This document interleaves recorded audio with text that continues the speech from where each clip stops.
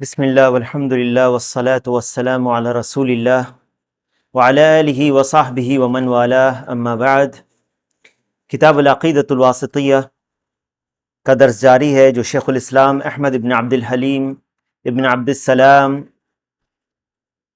ابن تیمیہ الحرانی رحمہ اللہ کی تصنیف ہے، اور جس شرح سے ہم لوگ پڑھ رہے ہیں وہ علامہ شیخ صالح الفوزان حفظہ اللہ کی شرح ہے، اور اس میں اللہ سبحانہ و تعالیٰ کے صفات کے تعلق سے بیان چل رہا تھا۔ اس کے پہلے والے درس میں اللہ سبحانہ و تعالیٰ کی جو صفتیں ہیں، اللہ کا چہرہ، اللہ کے ہاتھ، اللہ کی آنکھیں، اس کے تعلق سے بیان ہو چکا ہے، اور آج آگے بڑھتے ہیں۔ اثبات السمع والبصر للہ تعالی، اللہ تعالیٰ کی دو صفتیں سننا اور دیکھنا، اس کو ثابت ہم کرتے ہیں، اہل السنہ والجماعت اس کو ثابت کرتے ہیں۔ اللہ سبحانہ و تعالیٰ کی یہ دو صفتیں السمع والبصر، السمع یعنی اللہ تعالیٰ سنتا ہے اور اللہ تعالیٰ دیکھتا ہے، السمیع البصیر ہے، اور اس میں شیخ الاسلام رحمہ اللہ نے 7 آیتوں کو ذکر کیا ہے۔ کہتے ہیں وَقَوْلُهُ قَدْ سَمِعَ اللَّهُ قَوْلَ الَّتِي تُجَادِلُكَ فِي زَوْجِهَا وَتَشْتَكِي إِلَى اللَّهِ وَاللَّهُ يَسْمَعُ تَحَاوُرَكُمَا إِنَّ اللَّهَ سَمِيعٌ بَصِيرٌ وَقَوْلُهُ لَقَدْ سَمِعَ اللَّهُ قَوْلَ الَّذِينَ قَالُوا إِنَّ اللَّهَ فَقِيرٌ وَنَحْنُ أَغْنِيَاءُ، اور اللہ تعالیٰ کا فرمان ہے أَمْ يَحْسَبُونَ أَنَّا لَا نَسْمَعُ سِرَّهُمْ وَنَجْوَاهُمْ بَلَى وَرُسُلُنَا لَدَيْهِمْ يَكْتُبُونَ وَقَوْلُهُ إِنَّنِي مَعَكُمَا أَسْمَعُ وَأَرَى وَقَوْلُهُ أَلَمْ يَعْلَمْ بِأَنَّ اللَّهَ يَرَى، اور اللہ کا فرمان الَّذِي يَرَاكَ حِينَ تَقُومُ وَتَقَلُّبَكَ فِي السَّاجِدِينَ، اور اللہ کا فرمان وَقُلِ اعْمَلُوا فَسَيَرَى اللَّهُ عَمَلَكُمْ وَرَسُولُهُ وَالْمُؤْمِنُونَ۔ یہ 7 آیتوں کو ذکر کرتے ہیں شیخ اس باب میں، یا اس اللہ سبحانہ و تعالیٰ کے سمع اور بصر کہ اس بات میں اللہ تعالیٰ سمیع ہے، اللہ تعالیٰ ہر چیز کو سنتا ہے، کوئی آواز اس سے مخفی نہیں ہے، اور اس نے ہر چیز کا احاطہ کیا ہوا ہے، اور البصیر ہے، اللہ تعالیٰ ہر چیز کو دیکھ رہا ہے، کوئی بھی چیز اس کے نگاہ سے مخفی نہیں، اس کے آنکھوں سے مخفی نہیں ہے۔ اور یہاں پر کچھ آیتوں کو ذکر کیا گیا، اس کے علاوہ اور بھی آیتیں ہیں اور احادیث بھی ہیں، لیکن مؤلف رحمہ اللہ نے انہی آیتوں پر اکتفا کیا ہے۔ کہتے ہیں وَقَوْلُهُ قَدْ سَمِعَ اللَّهُ قَوْلَ الَّتِي تُجَادِلُكَ فِي زَوْجِهَا وَتَشْتَكِي إِلَى اللَّهِ وَاللَّهُ يَسْمَعُ تَحَاوُرَكُمَا إِنَّ اللَّهَ سَمِيعٌ بَصِيرٌ، یعنی یقیناً اللہ تعالیٰ نے اس عورت کی بات سن لی، قَدْ سَمِعَ اللَّهُ قَوْلَ الَّتِي تُجَادِلُكَ، اس عورت کی بات سن لی جو آپ سے یعنی اے نبی صلی اللہ علیہ وسلم اپنے شوہر کے بارے میں تکرار کر رہی تھی، بحث کر رہی تھی، اللہ تعالیٰ نے سن لی اس بات کو۔ وَتَشْتَكِي إِلَى اللَّهِ، اور اللہ تعالیٰ کے سامنے اپنی شکایت کر رہی تھی۔ وَاللَّهُ يَسْمَعُ تَحَاوُرَكُمَا، اللہ تعالیٰ تم دونوں کی باتیں سن رہا تھا۔ ان اللہ سمیع بصیر، بے شک اللہ تعالیٰ سننے والا ہے، خوب سننے والا ہے اور خوب دیکھنے والا ہے، یعنی کوئی بھی چیز اللہ سبحانہ و تعالیٰ کے سمع اور بصر سے باہر نہیں ہے، سننے اور دیکھنے سے باہر نہیں ہے۔ یہ جو آیت ہے سورۃ المجادلہ کی پہلی آیت ہے، شیخ کیا کہتے ہیں اسی کے ساتھ ساتھ بیان ہو جائے گا۔ اس کی شرح میں شیخ کہتے ہیں قد سمع اللہ قول التی، اللہ تعالیٰ نے اس کی بات سن لی ہے، اس عورت کی بات سن لی۔ یہ عورت کون تھی؟ صحابیہ ہیں، خولہ رضی اللہ عنہ، خولہ بنت ثعلبہ، یہ اوس بن صامت رضی اللہ عنہ کی زوجہ تھیں، بیوی تھیں۔ اور ان کے کئی بچے تھے. کسی چیز کے بعد کسی چیز کے ہوتا ہے شوہر بیوی میں کچھ انبن ہو جاتی ہے. کسی چیز کے معاملے میں کچھ انہوں نے مطالبہ کیا، انہوں نے اپنا عذر پیش کیا خولہ رضی اللہ عنہ نے. تو ان کے شوہر اوس بن صامت رضی اللہ عنہ نے کہہ دیا کہ انتی علیہ کا ظہر امی، یعنی تم میرے لیے میری ماں کی پیٹھ جیسی ہو. یعنی جس طرح سے میری ماں حرام ہے ویسے تم میرے لیے حرام. یہ جو ہے یہ طلاق کا ایک طریقہ تھا جاہلیت میں. دور جاہلیت میں لوگ طلاق دیتے تھے اس طریقے سے کہ وہ کہہ دیتے تھے اپنے کسی محارم سے مشابہت ذکر کر دیتے تھے اور کہتے تھے تم میرے لیے اس کے مانند ہو، اس کے مثل ہو. اور یہ جاہلیت میں طلاق مان لیا جاتا تھا. تو تجادلک، یہ جب آئی آپ سے بحث و تکرار کر رہی ہے نبی، یعنی آپ اس کے معاملے میں ذرا دیکھیں. وہ عورت آئی ہے خود یہ کہہ رہی ہے کہ آپ میرا معاملہ ذرا دیکھیے. وہ اپنے شوہر کے تعلق سے بات کرنے آئی ہے. زوجی کا کون ہے شوہر؟ اوس بن الصامت، اوس بن صامت. وَذَلِكَ حِينَ ظَاهَرَ مِنْهَا، جب انہوں نے زہار دے دیا تھا. ابھی بیان ہو چکا زہار کس کو کہتے ہیں. وَتَشْتَكِي إِلَى اللَّهِ، یہ معطوف ہے کس چیز پر؟ تجادلک، یعنی آپ سے یہ بحث کر رہی ہے، تکرار کر رہی ہے اور اللہ سے شکایت کر رہی ہے. وَذَلِكَ أَنَّهُ كُلَّمَا قَالَ لَهَا رسول اللہ صلی اللہ علیہ وسلم، جب بھی اللہ کے رسول صلی اللہ علیہ وسلم اسے یہ کہتے کہ یا آپ نے خاموشی اختیار کی، آپ نے کہا کہ کیونکہ جاہلیت کے زمانے میں اس کو طلاق کی قسم مانا جاتا تھا. تو جب رسول اللہ صلی اللہ علیہ وسلم نے کہا کہ حرام ہو تم اس کے اوپر، تو خولہ رضی اللہ عنہ نے کیا کہا کہ نہیں، اس نے طلاق کا ذکر نہیں کیا ہے. قالت واللہ ما ذکر طلاقا، اور یہ بات گزر چکی ہے کہ طلاق کے طریقوں میں سے جاہلیت کے دور میں یہ لوگ سمجھتے تھے کہ کسی کو اپنے محارم یا محرم یا کسی ایسے یعنی جس سے حرام ہے شادی، ماں سے یا کسی اور ماں سے خاص کر یہ کہہ دینا، تشبیہ دے دینا، تم میری ماں جیسی ہو یا ماں کی پیٹھ جیسی ہو، تو یہ اس کے اوپر یہ حرام ہو جاتی تھی عورت، یہ حرام کر لیتے تھے، اسے زہار کہا جاتا تھا. تو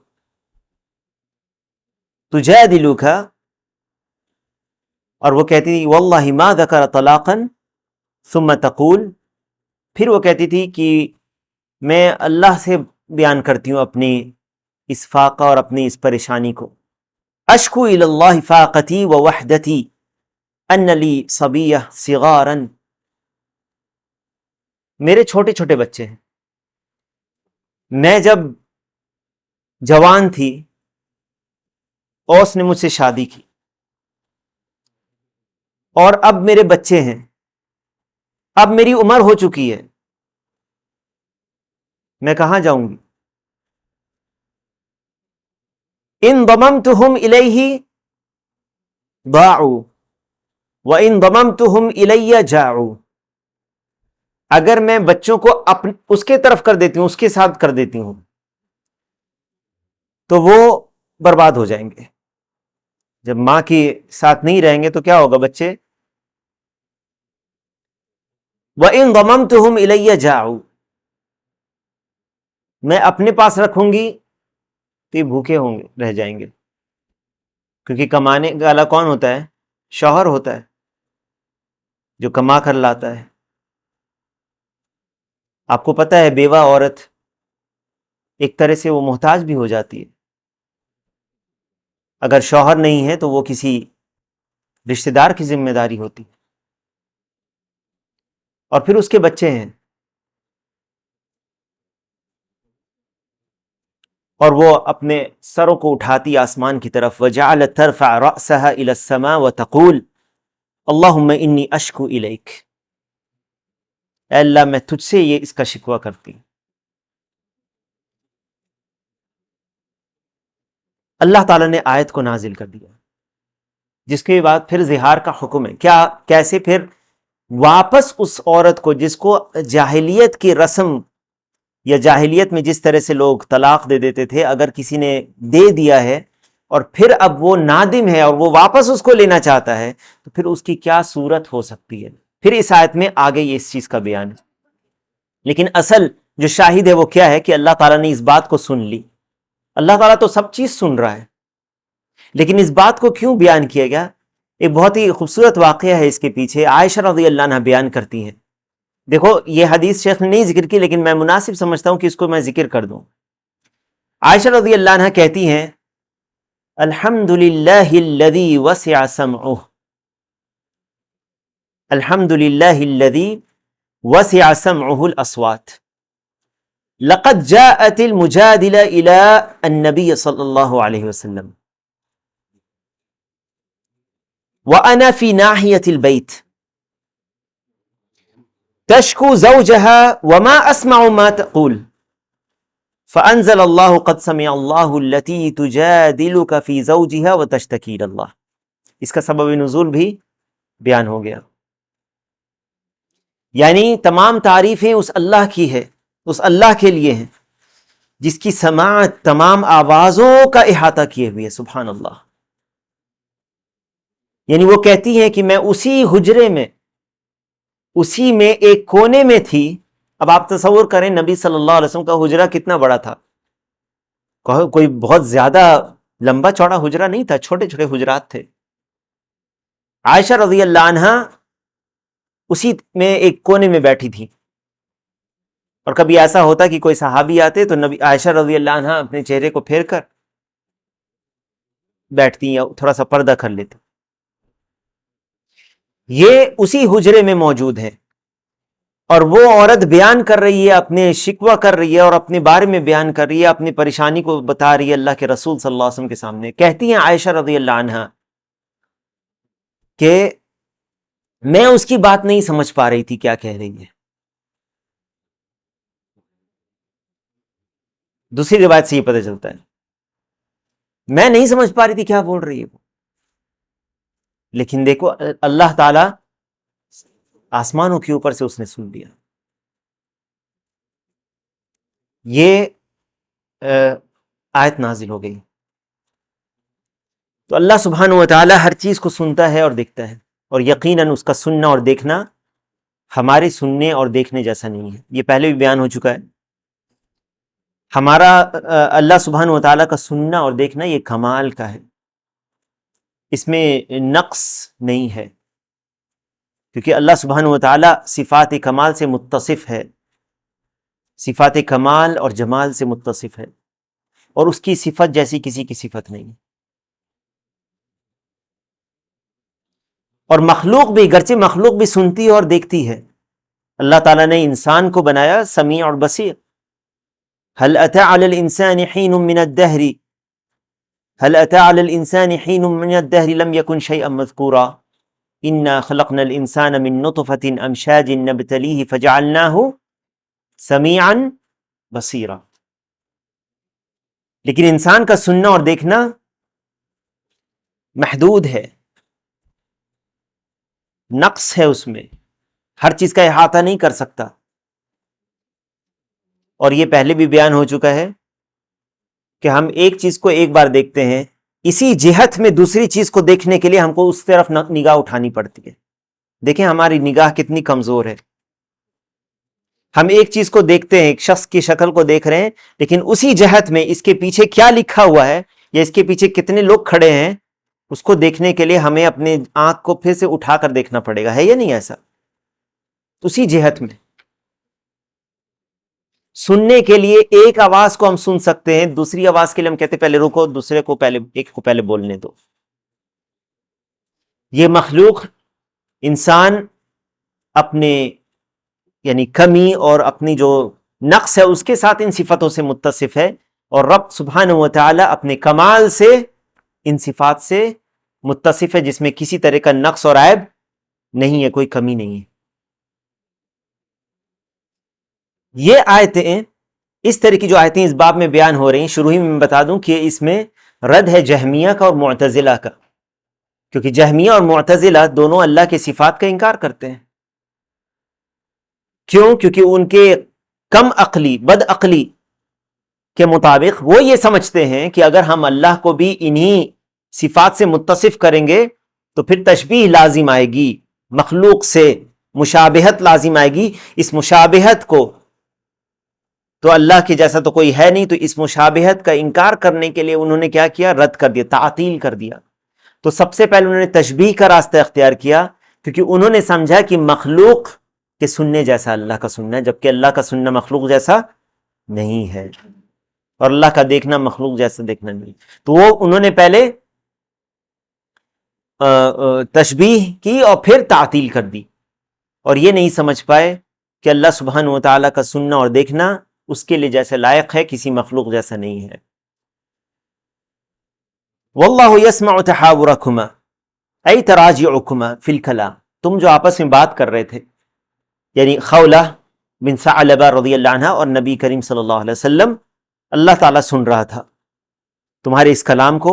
ان اللہ سمیع بصیر، یقیناً اللہ تعالیٰ سننے والا ہے، یہ ہر چیز سنتا ہے، خوب سنتا ہے، خوب دیکھتا ہے. یسمع کل الاصوات ویبصر ویرا کل المخلوقات، اللہ تعالیٰ ہر آواز کو سن رہا ہے، اللہ تعالیٰ ہر آواز کو سن رہا ہے.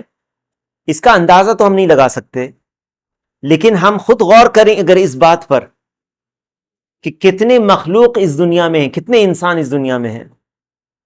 انسان کی بات ہو رہی ہے صرف، سب کی اپنی اپنی حاجت ہے، ہر کوئی اللہ سے دعا کر رہا ہے. جو دعا کرنے والا اللہ سے دعا کرتا ہے، اللہ سے اپنی اپنی زبانوں میں دعا کر رہا ہے. بیک وقت کتنے لوگ دعا کرتے ہیں،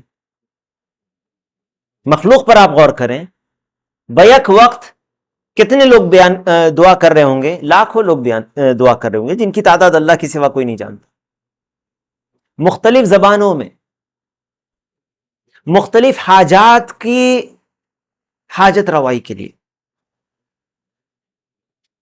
اور اللہ تعالیٰ سب کی دعا سنتا ہے اور سب کو جواب دیتا ہے، اور سب کی دعا کو سن کر قبول بھی کرتا ہے اور اس کی حاجت روائی بھی کرتا ہے، مشکل کشائی بھی کرتا ہے. کون ہے اللہ کے جیسا؟ کوئی نہیں، کوئی نہیں. تو اس میں وہ لوگ جو رب تعالیٰ کو چھوڑ کر غیر اللہ کو پکارتے ہیں، جو جب زندہ تھا، جو غیر اللہ، انسان ہو یا بزرگ ہو کوئی، یا نبی یا فرشتے ہی کیوں نہ ہو، جب وہ زندہ تھے، کوئی بزرگ جس کو وہ بزرگ سمجھتے ہیں، اپنے زندگی میں پوچھو اس شخص سے کیا اس بات کی قدرت اور طاقت رکھتا تھا کہ ہر شخص کی بات بیک وقت وہ سن لے؟ پوچھو ایسے لوگوں سے جو شیخ عبد القادر جیلانی کا نام لے کر ان کو پکارتے اور شرک کرتے ہیں، بلکہ شرکیہ اوداد بنا لیا ہے ان کے نام پر، اور وہ ایسے نہیں تھے. کیا وہ جب زندہ تھے تو کیا اس وقت وہ 5 لوگوں کی بات، 10 لوگوں کی بات ایک بار سن سکتے تھے؟ شیخ عبد القادر جیلانی رحمہ اللہ اہل علم میں سے تھے، اہل علم میں سے تھے. بغداد میں صوفی وغیرہ لوگوں نے کہہ دیا کہ صوفی اور سلسلہ قادریہ ان کی طرف منسوب کر دیا، یہ سب بکواس اور خرافات ہے. بڑے بڑے اہل علم نے ان کے سامنے زانو تلمس طے کیا. تو شیخ عبد القادر جیلانی کے بارے میں ان کے کسی شاگرد نے یہ نہیں لکھا، جبکہ ابن قدامہ ان کے شاگردوں میں سے ہیں، کہ ہمارے شیخ صاحب بیک وقت اتنے مجلس میں حاضر ہو جاتے ہیں اور اتنی چیزیں سن سکتے ہیں. تو پھر آج کل جو لوگوں نے تصور بنا لیا ہے، تو اس طرح کے لوگوں سے پوچھو کہ جب وہ شخص زندہ تھا کیا وہ 10 آدمی کی بات سن سکتا تھا؟ تو پھر مرنے کے بعد کیسے یہ سن سکتا ہے؟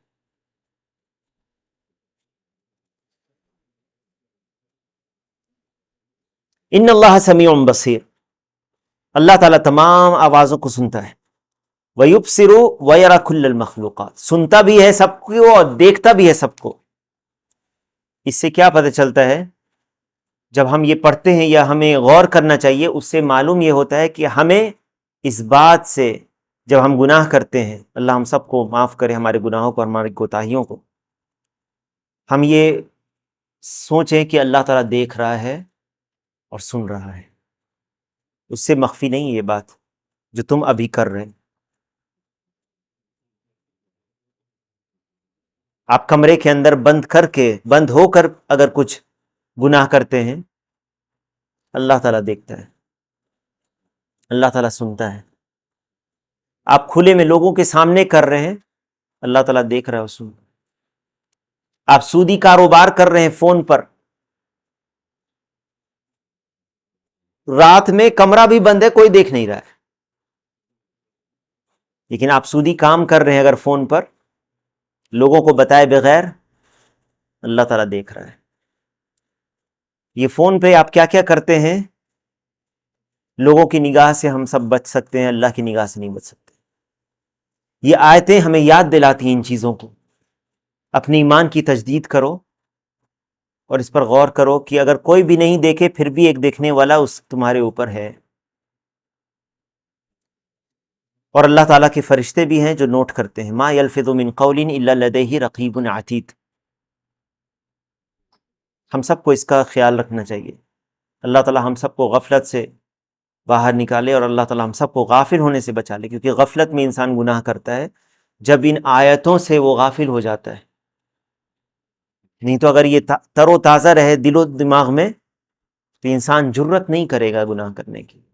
لیکن کبھی ایمان کمزور ہوتا ہے، کبھی ایمان بڑھتا ہے، اور جب غلطی ہو جائے تو توبہ اور استغفار کرو، فوراً تصویف نہیں کرو۔ اللہ تعالیٰ وہ بھی سن رہا ہے اور دیکھ رہا ہے، اور تمہارے دل کی کیفیت کو بھی جان رہا ہے، تو اگر غلطی ہو جائے تو فوراً رجوع کر لو، اور اپنے برائیوں کو نیکیوں سے بدل دو، نیکیوں سے بدل دو، اور اللہ سے توبہ اور استغفار ہم کریں اور گناہوں کو کے بعد نیکیاں کرنے لگیں تو گناہ مٹ جائے گا۔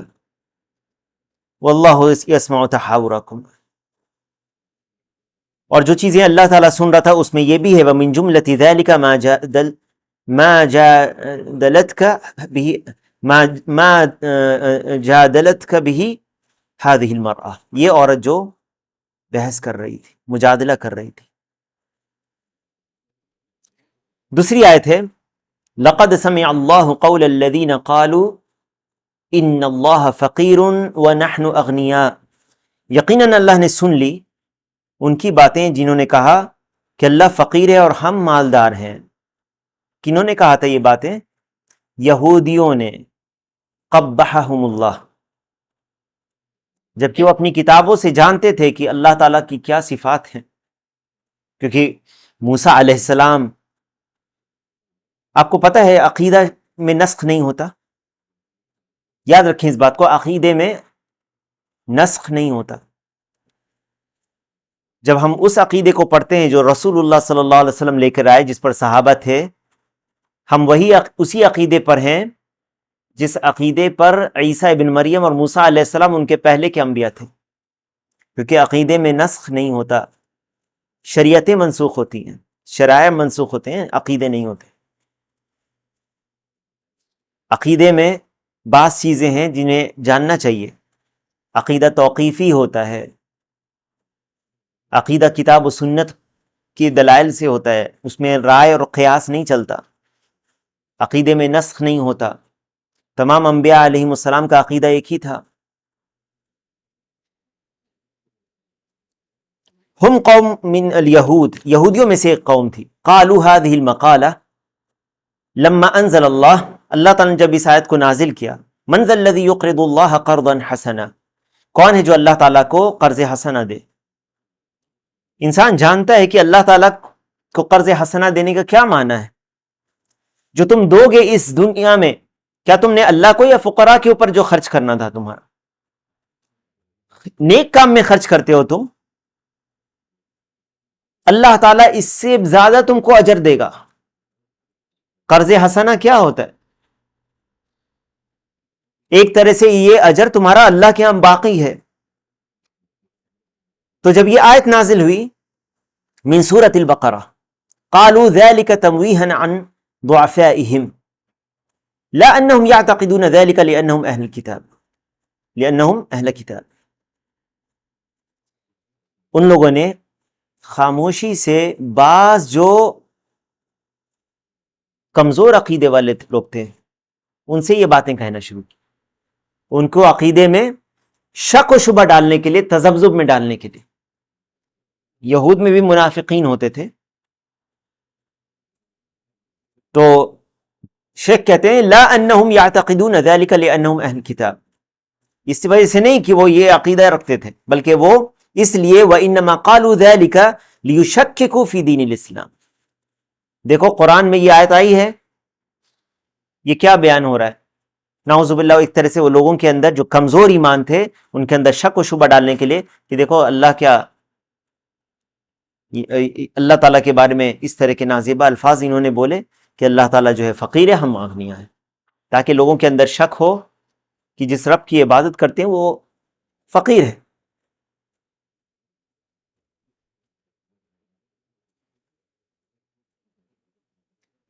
وقولہ، تیسری آیت،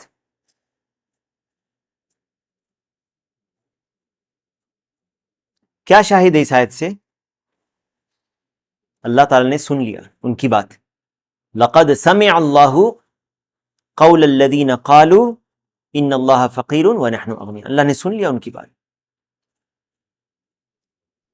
وقولہ، اللہ تعالیٰ کا فرمان، ام یحسبون انا لا نسمع سرهم ونجواهم بلا ورسلنا لدیہم یکتبون. کیا وہ یہ خیال یا گمان کرتے ہیں کہ ہم ان کی پوشیدہ باتوں کو اور ان کی سرگوشیوں کو نہیں سنتے؟ بلا، کیوں نہیں، یعنی یقیناً اللہ تعالیٰ سنتا ہے. یہاں پر اس بات ہو رہا ہے اللہ تعالیٰ کی سمع سننے کا اس بات ہے یہ. بلا ورسلنا لدیہم یکتبون، اور ہمارے رسول بھی ان کے پاس ہیں جو لکھ رہے ہیں. یعنی جو فرشتے اللہ تعالیٰ نے مقرر کیا ہے ہر انسان کے ساتھ جو لکھتا ہے، کچھ بھی بات وہ کہتا ہے، ما یلفظ من قول الا لدیہ رقیب عتید، ان کے پاس ہیں جو لکھ رہے ہیں. اللہ تعالیٰ دیکھ بھی رہا ہے، سن بھی رہا ہے، اور اللہ کے فرشتے بھی مقرر ہیں جو ان کی ان حرکتوں کو، ان باتوں کو نوٹ بھی کر رہے ہیں.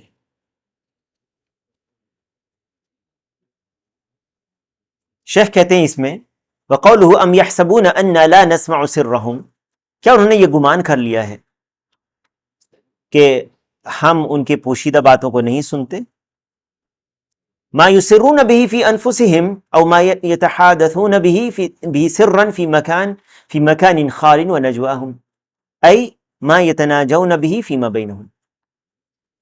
یا تو وہ خاموشی میں آپس میں کچھ گپ شپ کر رہے ہیں، سازشیں کر رہے ہیں، دین اسلام کے خلاف سازشیں کر رہے ہیں، رسول کے خلاف سازشیں کر رہے ہیں، یا آپس میں کوئی ایسی مجلسیں انہوں نے منعقد کی بھی ہیں، یا آپس میں بیٹھ کر بات چیت کر رہے ہیں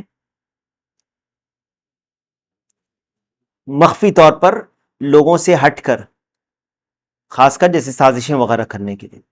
تو نجوہ کہتے ہیں جب کوئی شخص ما یتحدث به الانسان مع رفیقہ، اپنے ساتھیوں سے بات کرتا ہے کچھ پوشیدگی میں، ویخفیہ من غیرہ، دوسروں سے مخفی رکھتا ہے، یہ ہے نجوہ. سر اور نجوہ میں کیا فرق ہے؟ سرہم، جو اپنے جی میں دبائے ہوئے رکھے ہوئے ہیں، ضروری نہیں کہ انہوں نے کسی سے اس کو بیان بھی کیا ہو، اپنے دل میں پوشیدہ رکھے ہوئے ہیں، کوئی بھی شخص اس پر مطلع نہیں ہے، کوئی ساتھی ان کا یہ نہیں جانتا کہ ان کے دل میں کیا ہے. اور نجوہ جو آپس میں سرگوشی کر رہے ہیں، کسی کے ساتھ بیٹھ کر دو تین لوگ مل کر کچھ سازشیں کر رہے ہیں، کچھ بات کر رہے ہیں، کچھ گپ شپ کر رہے ہیں دوسروں کو کنارے کر کے، کیونکہ یہ کچھ سیکرٹ باتیں ہیں، کچھ پلان ہو رہا ہے. تو کیا انہوں نے یہ گمان کر لیا کہ اللہ تعالیٰ نہیں جانتا ان کی ان حرکتوں کو؟ بلا، کیوں نہیں؟ وَرُسُلُنَا لَدَيْهِمْ يَكْتُبُونَ، اور ہمارے رسول بھی ہیں، ہمارے رسول بھی ان کے پاس ہیں، لکھ رہے ہیں۔ بلا، یہ اس بات کے لیے، ہاں کیوں نہیں، ہم سن رہے ہیں، نسمع ذلك ونعلم به، ہم سنتے بھی ہیں، ہم جان بھی رہے ہیں۔ اللہ تعالیٰ سنتا بھی ہے، دیکھ رہا ہے، جان رہا ہے۔ وَرُسُلُنَا لَدَيْهِمْ يَكْتُبُونَ أي الحفظہ عندهم يكتبون جميع ما، حفظہ جو فرشتے ہیں مقرر، وہ لکھ رہے ہیں ہر چیز کو، جمیع ما يصدر عنهم من قول او فعل، ہر وہ چیز جو ان سے صادر ہو رہی ہے، چاہے وہ قول ہو یا فعل ہو۔ آپ کی حرکتیں، یہاں تک کہ آپ کسی کو مذاق اڑانے میں غمز کرتے ہیں، آنکھ کے اشارہ کرتے ہیں مذاق اڑانے کے لیے، آنکھ کے اشارے کو بھی، یہ سب اللہ تعالیٰ جانتا ہے۔ وقولہ، اگلی آیت، اننی معکما اسمع و ارا، یہ اللہ تعالیٰ نے موسیٰ اور ہارون علیہ السلام کو کہا جب انہیں نبوت عطا کی، اور کہا اذهبا الی فرعون، فرعون کی طرف جاؤ تم دونوں۔ موسیٰ علیہ السلام نے یہ بھی بیان کیا تھا کہ کس طرح کے لوگ ہیں وہ، اللہ تعالیٰ جانتا ہے نا، اللہ تعالیٰ جانتا تھا۔ تو اللہ تعالیٰ نے کہا کہ اننی معکما، یقیناً میں تم دونوں کے ساتھ ہوں، اسمع، میں سنتا ہوں، میں خوب سنتا ہوں، سن رہا ہوں، وارا، اور دیکھ رہا ہوں۔ اللہ تعالیٰ کا ساتھ ہونا، یہ معیت آگے آئے گا انشاءاللہ اس کے تعلق سے۔ اللہ کی معیت یہ خاص معیت ہے جو مومن بندوں کو ملتی ہے، اور مومنوں میں سب سے افضل جو ہے انبیاء علیہ السلام، یہ معیت خاصہ ہے، یعنی اللہ تعالیٰ ان کے ساتھ ہے، ان کی نصرت اور تائید کی لیے، ان کے ساتھ نصرت اور تائید اللہ کی، اور اللہ تعالیٰ ان کی حفاظت بھی کرتا ہے۔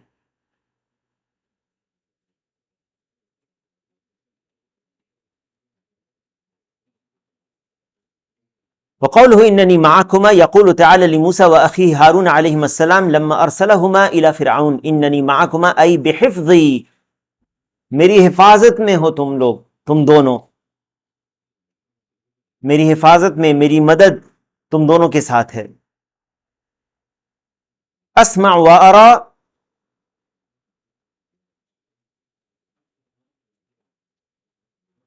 اسمع کلامکما و کلام عدوکما، اسمع کلامکما، میں تم دونوں کی بات سن رہا ہوں، و کلام عدوکما، اور تم دونوں کے دشمنوں کی بھی بات سن رہا ہوں یا سنوں گا۔ وَأَرَى مَكَانَكُمَا وَمَكَانَهُ، میں تم کہاں پر ہو وہ بھی دیکھتا ہوں، دیکھ رہا ہوں، اور جہاں پر وہ ہے اس کو بھی دیکھ رہا ہوں۔ وَمَا يَجْرِي مِنكُمَا وَمِنْهُ، اور جو ہوتا ہے تمہارے ساتھ اور اس کا جو معاملہ ہے وہ بھی دیکھ رہا ہوں۔ یعنی ایک طرح سے ڈرو مت، اس کی فکر مت کرو، دیکھو اللہ تعالیٰ کی تمہارے ساتھ ہے۔ وَهَذَا تَعْلِيلٌ لِقَوْلِهِ لَا تَخَافَا، ڈرو مت، اس کی تعلیل ہے لا تخافا۔ اس آیت سے کیا فائدہ ملتا ہے؟ پھر وہی ہے اللہ تعالیٰ کی سمع اور دیکھنا۔ اگلی آیت کہتے ہیں وَقَوْلُهُ أَلَمْ يَعْلَمْ بِأَنَّ اللَّهَ يَرَى، أَلَمْ يَعْلَمْ، کیا وہ نہیں جانتا؟ کون؟ ابو جہل، نبی کا دشمن، جب اس نے سازش کی رسول اللہ صلی اللہ علیہ وسلم کے، اس کے پہلے والی آیت ہے أَرَأَيْتَ الَّذِي يَنْهَى عَبْدًا إِذَا صَلَّى، اللہ کا بندہ جب وہ نماز پڑھتا ہے اس کو روکتا ہے، روکتا ہے۔ تو ابو جہل جب نبی صلی اللہ علیہ وسلم کو نماز سے روکنے لگا، کیا وہ نہیں جانتا اس بات کو بِأَنَّ اللَّهَ يَرَى کہ اللہ تعالیٰ دیکھ رہا ہے؟ ای اما علم ان اللہ یراہ ویسمع کلامہ، کیا وہ یہ نہیں سمجھ رہا ہے، دیکھ رہا ہے، جانتا ہے؟ کیا وہ یہ نہیں جانتا کہ اللہ تعالیٰ اس کو دیکھ رہا ہے اور اس کی بات سن رہا ہے؟ وَسَيُجَازِيهِ عَلَى فِعْلِهِ أَتَمَّ الْجَزَاء، اور اس کو پورا پورا بدلہ دینے والا ہے، اس پر جو یہ حرکت کر رہا ہے اس پر اسے پورا بدلہ ملے گا۔ والاستفہام للتقریع والتوبیخ، یہاں پر جو استفہام ہے سوال کے طور پر اللہ تعالیٰ نے کہا الم یعلم، کیا یہ نہیں جانتا، اس سے خطاب نہیں ہے، بلکہ پوچھا، اللہ تعالیٰ کہتا ہے کیا یہ نہیں جانتا، یہ توبیخ کے طور پر ہے، ڈانٹ کے طور پر ہے۔ تو یہ سرزنش اور ڈانٹ کے طور پر ہے، للتقریع والتوبیخ۔ اگلی آیت وقوله الذي يراك حين تقوم وتقلبك في الساجدين، الذي يراك جو تجھے دیکھ رہا ہے، یعنی یبصرک، اے محمد صلی اللہ علیہ وسلم آپ کو دیکھ رہا ہے، یعنی اللہ آپ کا رب۔ حین تقوم، جب آپ کھڑے ہوتے ہیں، کس چیز کے لیے؟ نماز کے لیے، للصلاۃ وحدک، آپ اکیلے نماز میں کھڑے ہوتے ہیں، رات کی نماز میں مثال کے طور پر، تہجد میں، آپ کو دیکھتا ہے اللہ۔ وتقلبک فی الساجدین، اور جب آپ سجدہ کرنے والوں کے ساتھ ہوتے ہیں، یا آپ سجدہ کرنے والوں کے درمیان بھی جب گھومتے ہیں، تو یعنی آپ بھی سجدہ کرنے والوں کے ساتھ جب ہوتے ہیں، یعنی با جماعت نماز جب پڑھتے ہیں۔ ای وَيَرَاكَ إِن صَلَّيْتَ فِي الْجَمَاعَةِ رَاكِعًا وَسَاجِدًا وَقَائِمًا، جب آپ نماز پڑھتے ہیں آپ کو اللہ تعالیٰ دیکھتا ہے، آپ جب رکوع کرتے ہیں، سجدہ کرتے ہیں، قیام کرتے ہیں، اکیلے جب نماز پڑھتے ہیں تب بھی، اور جب آپ لوگوں کے ساتھ پڑھتے ہیں تب بھی۔ یقیناً انہ هو السمیع العلیم، یقیناً وہ سب کچھ سنتا ہے، ہر کچھ سن رہا ہے، السمیع ہے، العلیم ہے، ہر کچھ جاننے والا ہے، سب کچھ جانتا ہے، جو آپ کہتے ہیں وہ بھی جانتا ہے۔ اسی لیے اپنے آپ کو ہمیشہ اس چیز سے یاد دہانی کرنی چاہیے، اور اولاد کی تربیت میں یہ چیز بچوں کے ذہن میں ڈالنا چاہیے کہ اللہ تعالیٰ دیکھ رہا ہے۔ مجھ سے ڈرنے سے زیادہ، یعنی باپ ماں یا گھر کے کوئی بڑے ہیں ان سے ڈرنے سے زیادہ بچوں کے اندر تربیت میں یہ بتانا بھی ضروری ہے کہ اللہ تعالیٰ دیکھ رہا ہے۔ ہو سکتا ہے کہ آج میری نظر سے تم چھپ کر کچھ کرو، ہو سکتا ہے تم جھوٹ بولو، مجھے لگے کہ تم سچ بول رہے ہو، مجھے حقیقت نہیں پتہ، لیکن اللہ تعالیٰ حقیقت دیکھ رہا ہے۔ تو تم یہ سمجھ لو کہ اللہ تعالیٰ اور اس کے فرشتے نوٹ کرتے ہیں، خاص کر جب بچہ بلوغت کے سن تک پہنچنے والا ہو، کیونکہ اب وہ مکلف ہونے والا ہے، اب وہ بالغ ہونے والا ہے، اور اب اس کے اوپر تکالیف، یعنی اب وہ اس کے پہلے، بالغ ہونے سے پہلے بچہ اگر، کیا اس کی برائی لکھی جاتی ہے؟ اچھائی لکھی جاتی ہے؟ برائی لکھی جاتی ہے؟ برائی نہیں لکھی جاتی، اچھائی لکھی جاتی ہے، اچھائی لکھی جائے گی۔ کیا دلیل ہے اس کی؟ چھوٹا بچہ 7 سال 8 سال کا نماز پڑھتا ہے، آپ لے جاتے ہیں، آپ اس کی تربیت کر رہے ہیں، یاد رکھیں ایک بات اور، 7 سال سے پہلے، 7 سال سے چھوٹا جو بچہ ہوتا ہے اس کو مسجد میں صرف ایسی حالت میں جائے جب مجبوری ہو، کیونکہ تربیت کے لیے اللہ کے نبی صلی اللہ علیہ وسلم سے کیا ارشاد ملتا ہے؟ 7 سال، 7 سال۔ تو اس کے پہلے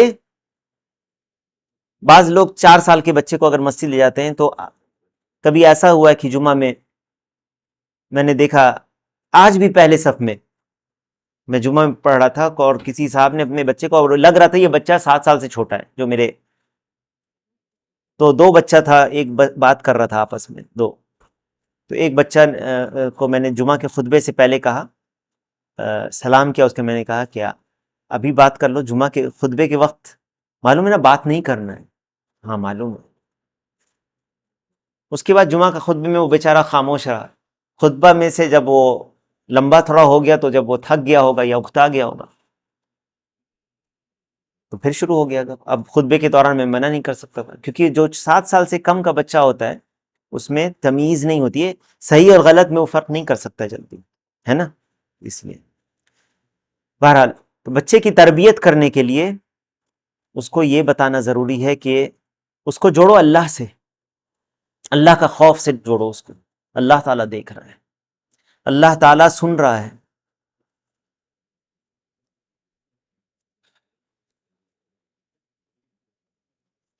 اس کے بعد کہتے ہیں شیخ آخری جو آیت ہے، وَقُلِ اعْمَلُوا فَسَيَرَى اللَّهُ عَمَلَكُمْ وَرَسُولُهُ وَالْمُؤْمِنُونَ، آپ کہہ دیجئے ان منافقوں کو، وَقُلْ اعْمَلُوا، جو تم کر رہے ہو، جو چاہتے ہو کرو، یہ کیا ہے؟ تحدید کے لیے، دھمکی کے طور پر ہے۔ دیکھو اللہ تعالیٰ دیکھ رہا ہے تمہارے عمل کو، وَقُلِ اعْمَلُوا فَسَيَرَى اللَّهُ عَمَلَكُمْ وَرَسُولُهُ وَالْمُؤْمِنُونَ، اللہ تعالیٰ تمہارے عمل کو دیکھ رہا ہے اور رسول بھی دیکھ رہے ہیں، یا رسول کو اللہ تعالیٰ مطلع کر دے گا تمہاری اس اعمال سے، اور مومنوں کو بھی، والمؤمنون، اور مومن بھی دیکھ لیں گے اس بات کو، اللہ تعالیٰ دیکھ رہا ہے اور اللہ تعالیٰ تمہارے عمل کو ظاہر کر دے گا، رسول بھی جان لیں گے اللہ تعالیٰ کے ظاہر کرنے سے، اور مومنوں کو بھی پتہ چل جائے گا کہ تمہاری کیا خصلتیں ہیں۔ اسی لیے سورۃ التوبہ اس کو اس سورے میں منافقون کی فضیحت ہو چکی ہے، ہو گئی ہے، وَمِنْهُمْ وَمِنْهُمْ وَمِنْهُمْ کر کے اللہ تعالیٰ نے ان کی صفتوں کو بیان کر دیا ہے، بالکل ان کا پردہ فاش کر دیا۔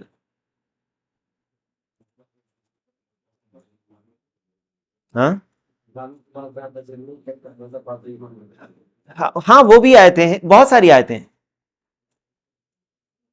تو یہ اللہ تعالیٰ نے ان کا، اور اللہ نے اپنے نبی صلی اللہ علیہ وسلم کو بعض منافقوں کے بارے میں بتا دیا کہ یہ منافق ہیں، اور اللہ کے نبی صلی اللہ علیہ وسلم نے اپنے بعض صحابہ کو، جیسے کس کو بتایا تھا؟ حذیفہ بن الیمان رضی اللہ عنہ کو بتا دیا تھا۔ تو یہ ظاہر ہو جاتا ہے کہ یہ منافق ہیں ان کی کرتوتوں سے، اور اللہ تعالیٰ ظاہر کر دے گا، یعنی اے محمد صلی اللہ علیہ وسلم، قل یا محمد لہؤلاء المنافقین اعملوا ما شئتم واستمروا علی باطلکم ولا تحسبوا ان ذلک سیخفی، جو بھی تم کر رہے ہو کرو، جیسے آپ کسی کو کہتے نہ ہیں دھمکی دینے، جو کرنا ہے کرو، تم کو پتہ چل جائے گا، اور اپنے باطل پر جمے رہو اگر تم رہ سکتے ہو، تمہیں اور یہ مت سمجھو کہ یہ تمہارا معاملہ چھپا ہوا ہے۔ فَسَيَرَى اللَّهُ عَمَلَكُمْ وَرَسُولُهُ وَالْمُؤْمِنُونَ، أي سَتَظْهَرْ أَعْمَالَكُمْ لِلنَّاسِ وَتُرَى فِي الدُّنْيَا، تمہارے اعمال ظاہر کر دیے جائیں گے دنیا میں بھی تم کو ظاہر کر دیا جائے گا۔ وَسَتُرَدُّونَ إِلَىٰ عَالِمِ الْغَيْبِ وَالشَّهَادَةِ، وَسَتُرَدُّونَ یعنی موت کے بعد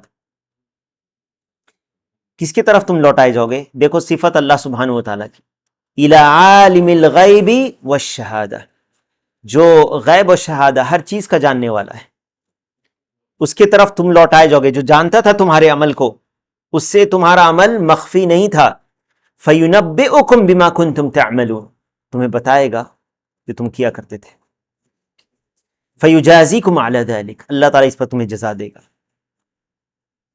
یہ جو آیتیں گزری ہیں اس باب میں، یا یہاں پہ 7 آیتیں ہیں، شاہد کیا ہے کہ اللہ سبحانہ و تعالی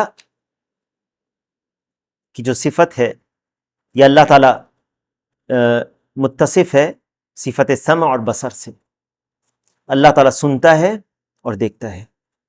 وَأَنَّهُ تَعَالَى يَسْمَعُ وَيُبْصِرُ حقیقتاً، دیکھو یہاں پر بھی حقیقتاً آیا ہے نا، حقیقت میں اللہ تعالیٰ دیکھتا ہے اور سنتا ہے، کوئی مجاز نہیں ہے جیسے جہمیہ اور معتزلہ کہتے ہیں۔ عَلَى مَا يَلِيقُ بِهِ، جیسے کہ اللہ کے لیے لائق ہے،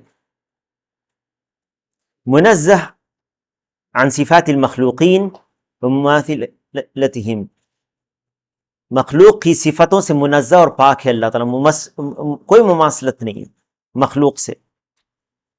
فالآیات صریحۃ فی اثبات السمع والبصر، یہ آیتیں بالکل صریح ہیں، کھلی ہوئی ہیں اس بات میں کہ اللہ تعالیٰ سنتا اور دیکھتا ہے۔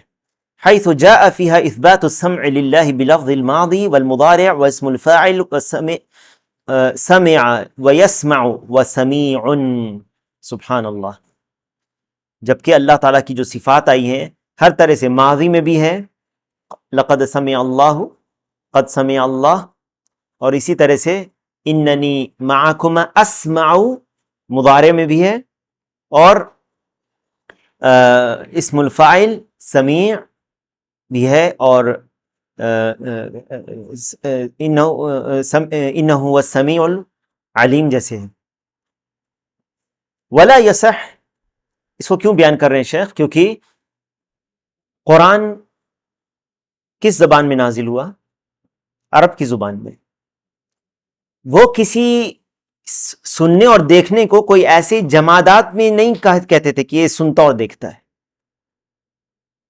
یہ جو سننے اور دیکھنے کی جو صفت ہے وہ حقیقت میں اس کو مانتے تھے کہ یہ کوئی مجاز نہیں ہے۔ اسی لیے شیخ کہتے ہیں ولا یصح فی کلام العرب ان یقال لشیء هو سمیع بصیر الا وذلک الشیء یسمع ویبصر، عرب کی زبان میں اللہ تعالیٰ نے قرآن کو عرب کی زبان میں نازل کیا، عرب کی زبان میں یہ نہیں کہا جا سکتا تھا کہ کسی بھی چیز کو کہ وہ سمیع اور بصیر ہے مگر صرف اسی کے لیے جو حقیقت میں سننے اور دیکھنے والا ہو۔ ھذا ھو الاصل، یہ اصل ہے۔ فلا یقال، یہ نہیں کہا جا سکتا جبل سمیع بصیر، یہ نہیں کہا جا سکتا کہ پہاڑ سننے اور دیکھتا ہے، لأن ذلك مستحیل الا لمن يسمع ويبصر، یہ مستحیل ہے، نہیں ہو سکتا، کیونکہ سمیع اور بصیر اسی کے لیے بولا جاتا ہے جو سنتا اور دیکھنے والا ہوتا ہے۔ آگے چلتے ہیں، ایک اور اس کے تعلق سے جو صفت ہے، صفت مکر اور کید، اثبات المکر والکید للہ تعالی علی ما یلیق بہ، اللہ سبحانہ و تعالیٰ کے لیے صفت مکر اور کید۔ مکر کسی چیز کا جو ہے آپ کہہ سکتے ہیں کہ پلان کرنا، ہیلا کرنا، یا کید چال چلنا، لیکن اس سے پہلے کہ اس صفت پر ان دونوں صفات پہ بات ہو، یاد رکھیں یہ اللہ کی صفات ہیں، اور یہ صفات مقابلے میں ہیں کس کے؟ جو مکر اور چال کرتا ہے اس کے مقابلے میں ہے۔ اللہ تعالیٰ دیکھو کمزور نہیں ہے، تم اگر چال چلتے ہو اللہ تعالیٰ بھی چال چلتا ہے، اور صفات کا دائرہ اسماء کے دائرے سے وسیع ہے، اسماء کے دائرے سے صفات کا دائرہ،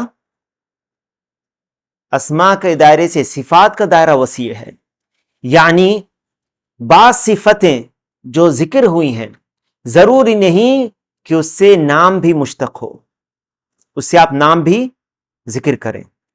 مثال کے طور پر اللہ تعالیٰ کی صفت ہے سمع، اور اللہ تعالیٰ کی اللہ تعالیٰ کی صفت ہے نا السمع والبصر جیسے گزرا، اور اللہ تعالیٰ سنتا اور دیکھتا ہے نا، تو اللہ تعالیٰ السمیع البصیر ہے کیونکہ اس کا نام السمیع اور بصیر ثابت ہے قرآن و سنت سے اور اجماع سے۔ اللہ تعالیٰ مکر کرتا ہے، قید کرتا ہے، لیکن اس سے اللہ کا نام ہم نہیں بیان کریں گے کہ اللہ کا نام ماکر ہے، نہیں. کیوں؟ کیونکہ اسماء جو ہے وہ توقیفی ہیں، اور یہ جو صفتیں ہیں یہ بالمقابل ہیں ان کے جو چال چلتے ہیں، اللہ تعالیٰ بھی ان کے خلاف چال چلتا ہے. جو مکر کرتے ہیں اللہ تعالیٰ ان کے خلاف مکر کرتا ہے، اور جو سازشیں کرتے ہیں یا جو یہ سمجھتے ہیں کہ وہ چال چل رہے ہیں، وہ یہ نہ سمجھیں کہ وہ چال چل وہ جو ان کی چال ہے اس کے مقابلے میں اللہ تعالیٰ کمزور، ایسا نہیں ہے. اللہ تعالیٰ اس چال کو ختم کرنے پر قادر ہے، اور اللہ تعالیٰ اس سے زیادہ قدرت رکھتا ہے کہ یہ جو چال تم چل رہے ہو اس تیرے خلاف اللہ تعالیٰ چال چلے. واضح ہے؟ تو یہ جو صفتیں ہیں یہ صفت مقابلے میں استعمال ہوتی ہیں بعض حالتوں میں. چونکہ یہ جو صفتیں ہیں بعض طریقے پر، چونکہ انسان کے لیے بھی یہ بولا جاتا ہے مکر کرنا، ہے نا. وَمَكَرُوا، ان لوگوں نے مکر کیا. وَمَكَرَ اللَّهُ، اللہ نے بھی مکر کیا. جیسے کہ اللہ کا فرمان ہے کہ اِنَّهُمْ يَكِيدُونَ كَيْدًا وَأَكِيدُ كَيْدًا، انہوں نے چال چلی اور میں نے بھی چال چلی. تو یہاں پر دیکھو مقابلے میں ہے، ان کی چال چلنے کے مقابلے میں اللہ کی چال کمزور نہیں ہے، اس چال کو ختم کر دیتی ہے. واضح ہے؟ تو اسی لیے اللہ کے نام اس سے ہم نہیں لیں گے کہ اللہ تعالیٰ ماکر ہے یا قائد ہے. ٹھیک ہے؟ اسی لیے اللہ تعالیٰ کے لیے یہ جو صفتیں ہیں وہ ہم ثابت کرتے ہیں علی ما یلیق بجلالہ، جیسے اللہ کی عزت و جلال کے لائق ہے. پہلی بات. دوسری بات کہ اس سے کوئی نام ہم نہیں لیں گے. تیسری بات کہ یہ مقابل میں ہے، اور یہ جو صفتیں استعمال ہوتی ہیں انسان کے لیے مذموم صفت کے طور پر بھی استعمال ہوتی ہیں. اگر انسان کے طور پر کہا جائے یہ ماکر ہے، یہ شخص قائد ہے، مذمت کے لیے بھی استعمال ہوتی ہے کہ نہیں؟ ٹھیک ہے. اور یہ انسان کے طور پر صفت نقص بھی ہوتی ہے. اللہ سبحانہ و تعالیٰ کے لیے جب یہ استعمال ہوتی ہے بالمقابل جب یہ استعمال ہوتی ہے تو کیا یہ صفت کمال ہے کہ نہیں؟ یہ صفت کمال ہے. اللہ تعالیٰ کے لیے جب یہ استعمال ہوگی تو یہ صفت کمال ہے. یاد رکھنا اس کو. اچھا، فرق کیا ہے مکر اور کید میں؟ فرق یہ ہے کہ آپ یہ سمجھیں کہ مکر کرنا یعنی آپ کچھ پلان کر رہے ہیں، آپ ہیلا بنا رہے، کچھ بنا رہے ہیں آپ، ہاں. اور قید میں آپ پوری طرح سے آپ اس کو نافذ کر رہے ہیں. یہ فرق ہے. قید میں آپ اس کو پوری طرح سے نافذ کر رہے ہیں، چال چل رہے ہیں. ٹھیک ہے. اور مکر میں آپ منصوبہ بندی کر رہے ہیں.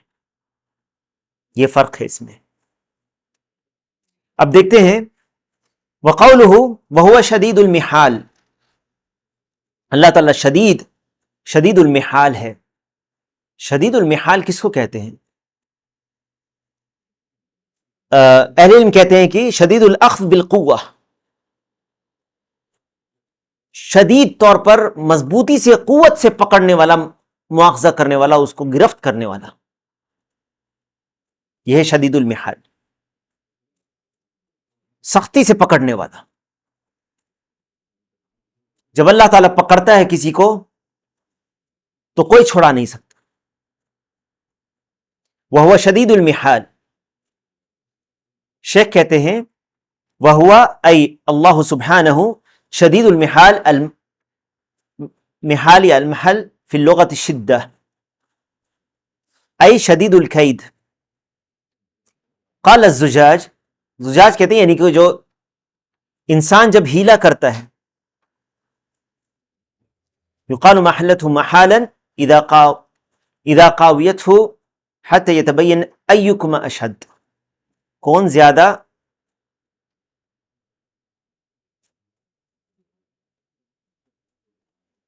زیادہ یعنی مضبوط ہے اس میں.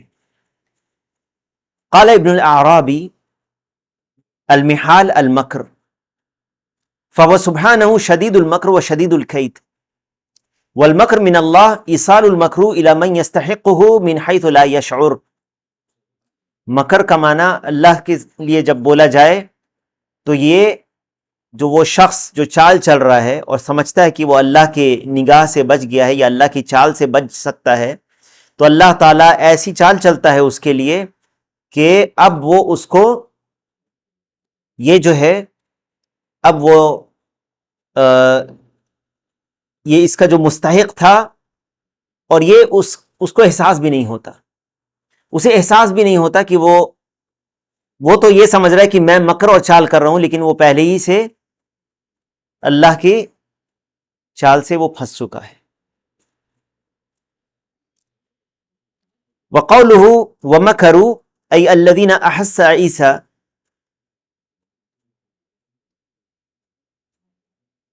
منہم الکفر.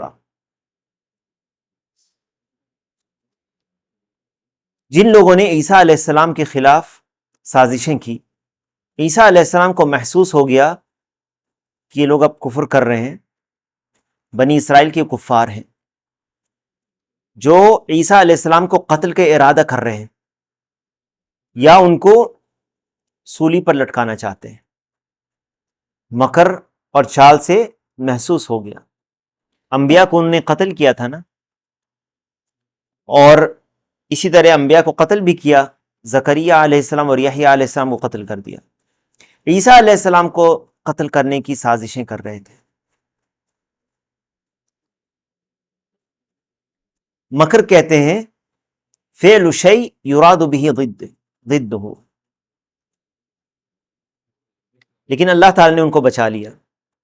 اللہ تعالی نے ان کو سولی پر دینے والے جو لوگ تھے جو چال چل رہے تھے، عیسیٰ علیہ السلام نے کہا، بعض روایات میں آتا ہے، ابن کثیر وغیرہ نے ذکر کیا ہے اس کو، کہ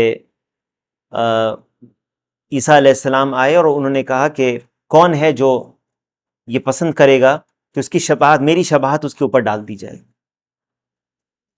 اور اس کے لیے جنت ہے. تو ایک نوجوان کھڑا ہوا اس میں سے، تو اللہ تعالیٰ نے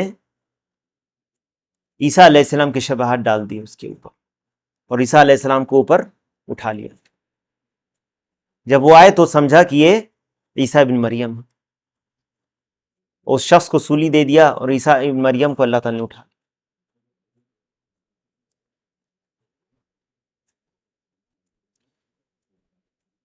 وہ چاہ کیا رہے تھے؟ وہ کیا چاہتے تھے؟ کس کو قتل کرنا چاہتے تھے؟ عیسیٰ ابن مریم کو. لیکن کیا ایسا ہوا؟ اسی لیے جو وہ چاہتے تھے اس کا الٹ ہو گیا.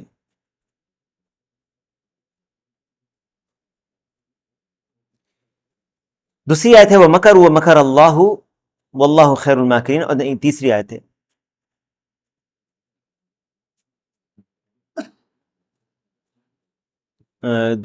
دوسری آیت ہے وَمَكَرُوا وَمَكَرَ اللَّهُ اسْتَدْرَجَهُمْ وَجَازَاهُمْ عَلَى مَكْرِهِمْ فَأَلْقَى شَبْهَ عِيسَى عَلَى غَيْرِهِ وَرَفَعَ عِيسَى إِلَيْهِ وَاللَّهُ خَيْرُ الْمَاكِرِينَ أي أقواهم وأقدرهم على إيصال الضرر بمن يستحقه من حيث لا يشعر ولا يحتسب. اللہ تعالیٰ اس پر قادر ہے کہ جو چال چل رہے ہیں الٹا انہی کے خلاف اللہ تعالیٰ جو ہے نقصان انہی کو الٹا پہنچ جائے کیونکہ یہ اس کے مستحق ہیں. وہ سمجھتے بھی نہیں کہ ان کو یہ نقصان پہنچ چکا ہے. وقوله ومكروا مكرا ومكرنا مكرا وهم لا يشعرون ومكروا أي الكفار الذين تحالفوا على قتل نبي اللہ صالح علیہ السلام. یہ جو ہے سورہ نمل کی آیت ہے. ومكروا مكرا ومكرنا مكرا وهم لا يشعرون. اور ان لوگوں نے بھی چال چلی، انہوں نے خفیہ تدبیر چلی مکر کس کو کہتے ہیں؟ خفیہ تدبیر، نوٹ کر لو اس کو، مکر خفیہ تدبیر ہے، اور قید چال چلنا ہے. یعنی تدبیر کرتے ہیں آپ، پلان کرتے ہیں اس وقت، اور چال چلنے میں آپ اس کو نافذ کرنے کے لیے جا رہے ہیں. وَمَكَرُوا مَكْرًا وَمَكَرْنَا مَكْرًا، انہوں نے بھی خفیہ تدبیر کی اور ہم نے بھی تدبیر کی، اور اسے سمجھتے ہی نہ تھے. وَهُمْ لَا يَشْعُرُونَ، انہیں یہ گمان بھی نہیں ہوا. یہ جو بڑے بڑے لوگ تھے بستی کے، انہوں نے پلان کیا کہ اللہ کے نبی صالح علیہ السلام اور ان کے بیوی کو رات میں قتل کر دیں، اور خاموشی سے قتل کر دیں یا جا کے چھپے، کیونکہ صالح علیہ السلام کے ان کے قوم میں بڑے بڑے یعنی لوگ جو تھے، ان کے اقربا یا ان کے جو قرابت دار معروف لوگ تھے اس قوم کے. وَمَكَرْنَا مَكْرًا جَازَيْنَاهُمْ بِفِعْلِهِمْ هَذَا فَأَهْلَكْنَاهُمْ وَنَجَّيْنَا نَبِيَّنَا. اللہ تعالیٰ نے کیا کیا؟ اللہ تعالیٰ نے انہیں ہلاک کر دیا اور صالح علیہ السلام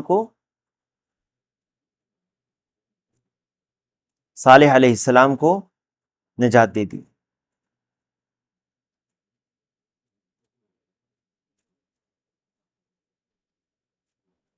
وَهُمْ لَا يَشْعُرُونَ، انہیں یہ گمان بھی نہیں ہوا جو ہم نے چال چلی ان کے خلاف.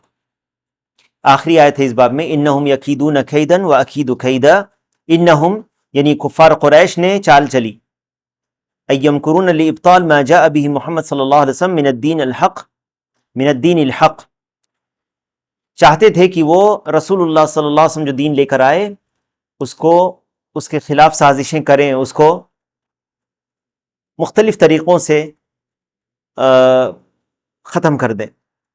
کبھی رسول اللہ صلی اللہ علیہ وسلم پر تہمت لگانا، یا یہ کہنا کہ یہ جھوٹا ہے، کبھی یہ کہنا یہ جادوگر ہے، لوگوں میں یہ مشہور کر دینا کہ یہ مجنون ہے، یا اس طرح کے جو بعض القاب سے نوازا گیا لوگوں نے یہ بیان کرنا شروع کر دیا، یا اور بھی چالیں چلی کہ آپ کو قتل کر دیا جائے. وَإِذْ يَمْكُرُ بِكَ الَّذِينَ كَفَرُوا، جب مکر کر رہے تھے کفار، کس چیز کے لیے مکر کر رہے تھے؟ آپ کو قید کر لے یا قتل کر دے یا آپ کو جلا وطن کر.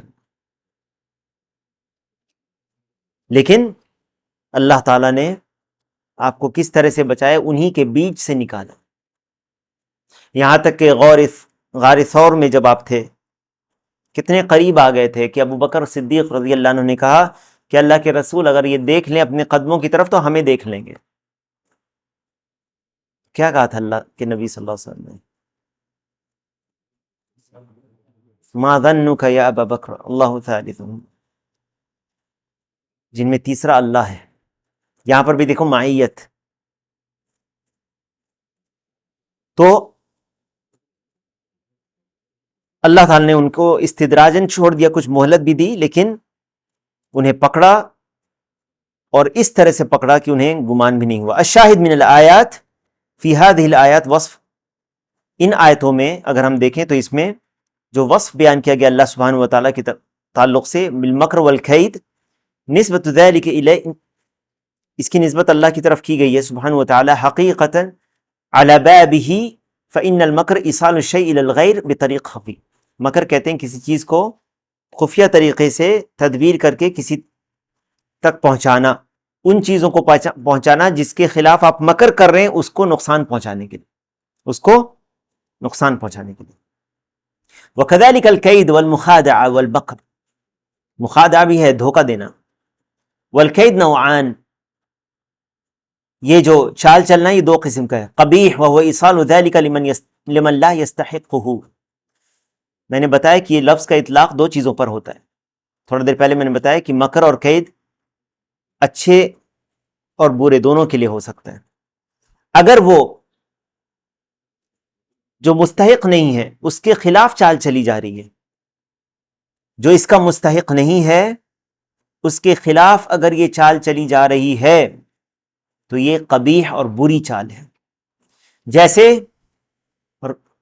انبیاء اور رسول علیہم السلام کے دشمنوں نے جو چال چلی انبیاء اور رسولوں کے خلاف، وہ بری چالیں تھی یا نہیں بری چالیں؟ وہ بری چالیں تھیں، کیونکہ وہ اس کا حق نہیں رکھتے تھے کہ ان کے خلاف چال چلی جائے. اور دوسری جو چال چلنا ہے وہ اچھی چال چلنا ہے، یعنی جو مستحق ہے اس چیز کا کہ اس کو اسی کی سزا ملے، سزا کے طور پر یہ اچھی چال چلنا ہے. تو پہلی جو ہے وہ مذموم ہے اور دوسری ممدوح ہے. اور اللہ سبحانہ و تعالیٰ کے لیے کون سی ہے؟ جس پر اللہ تعالیٰ کی تعریف بیان کی جاتی ہے، کیونکہ اللہ تعالیٰ ان کی جو چال ہے وہ یہ کہ جو اس کا مستحق ہے اللہ تعالیٰ اس کے لیے چال چلتا ہے. واضح ہے؟ تو اس پر اللہ سبحانہ و تعالیٰ کی تعریف بیان کی جاتی ہے، اور یہ عدل ہے اس کی طرف سے اور حکمت ہے. اور اللہ تعالیٰ کی یہ صفت جو ہے یہ صفت کمال ہے، یہ صفت کمال ہے. اللہ کی تمام صفتیں صفات کمال ہیں. وَهُوَ تَعَالَى يَأْخُذُ الظَّالِمَ وَالْفَاجِرَ، اللہ تعالیٰ ظالم اور فاجر کو پکڑتا ہے. ظالم اور فاجر اپنی اپنی چالیں چلتے ہیں. کتنے مظلوم لوگ ہیں جو بد دعا کرتے ہیں ایسے ظالموں کے لیے، اللہ تعالیٰ ان کی سنتا ہے. اور اللہ تعالیٰ ظالم کو ایک حد تک مہلت دیتا ہے، لیکن جب اس کو پکڑتا ہے تو پھر کوئی اس سے چھڑا نہیں سکتا. تو اللہ تعالیٰ بھی چال چلتا ہے ایسے کے خلاف جو ظلم کرتے ہیں. اور تو یہ چال چلنا اللہ کی یہ اچھی ہے، یہ اللہ سبحانہ و تعالیٰ کی تمام صفات اور تمام افعال وہ حق ہیں، اور وہ سب عدل اور انصاف پر مبنی ہے، وہ سب عدل اور انصاف پر ہے. تو جیسا وہ انہوں نے کیا، الجزاء من جنس العمل، جیسے انہوں نے کیا ویسا انہوں نے بھگتا. من حیث لا یحتسب، کبھی ایسا ہوتا کہ انہیں گمان بھی نہیں ہوتا. لا کما یفعل الظلمۃ بعباد اللہ واللہ اعلم، نہ کہ جیسے ظالم لوگ اللہ کے بندوں پر ظلم ڈھاتے ہیں اور کرتے ہیں. یہ بھی تو چال چلتے ہیں نا، ظالم لوگ اللہ کے بندوں پر مومنوں پر ظلم کرتے ہیں کہ نہیں، چال چلتے ہیں کہ نہیں. کتنے لوگوں نے چال چلی اللہ کے نبی صلی اللہ علیہ وسلم کے خلاف، صحابہ کرام کے خلاف، اور آج تک چلی جا رہی ہے. آج تک ہے یا نہیں؟ مسلمانوں کو بدنام کرنے کے لیے، اسلام کو بدنام کرنے کے لیے.